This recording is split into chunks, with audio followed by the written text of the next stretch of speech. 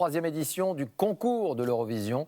Tout va se jouer au Portugal et c'est à vivre, bien sûr, sur France 2.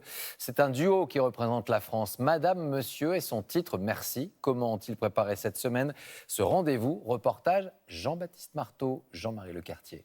Je suis né ce matin, je m'appelle Merci. Même les supporters espagnols la chantent.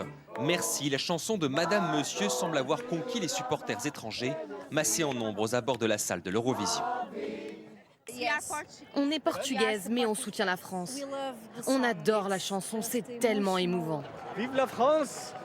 C'est la meilleure chanson de cette année. Alors les fans français commencent à y croire. On sent des gens de tout pays qui soutiennent vraiment beaucoup la France. Si la chanson Merci est régulièrement citée parmi les 5 favoris, c'est sa mélodie, mais aussi son histoire qui touche le public. Merci, l'histoire de cette petite fille née au beau milieu de la Méditerranée sur un bateau humanitaire, alors que sa maman fuyait le Nigeria.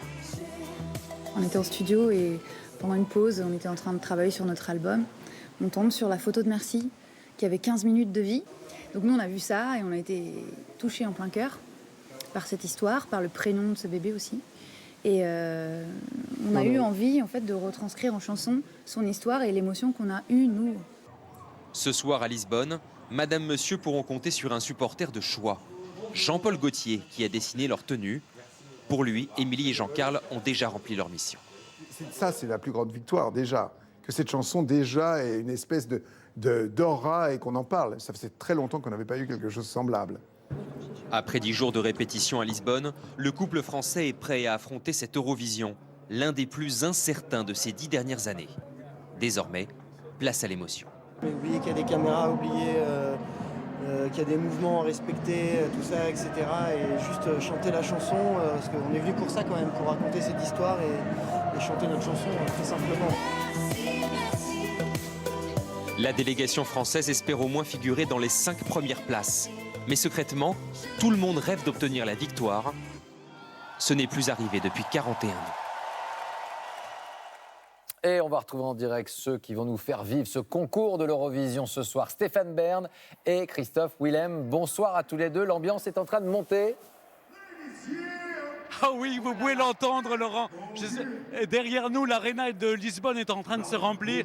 Vous savez que la tension monte, mais la France, évidemment, est très attendue, hein, Christophe. Oui, il y a un vrai engouement ici à Lisbonne autour de Madame Monsieur. Donc, quoi qu'il arrive ce soir, je pense qu'ils ont déjà remporté la victoire dans le cœur des gens qui sont présents. Il faut se rendre compte que ce soir, sur France 2, vous allez vivre en direct un événement incroyable, qui est vraiment l'un des événements musicaux les plus importants dans le monde. 220 millions de téléspectateurs. Exactement. Alors on compte, on est là. Soyez au rendez-vous ce soir, tous avec nous, en direct avec nous ce soir. Vous les avez croisés, ils sont dans quel état d'esprit ce soir, nos deux chanteurs?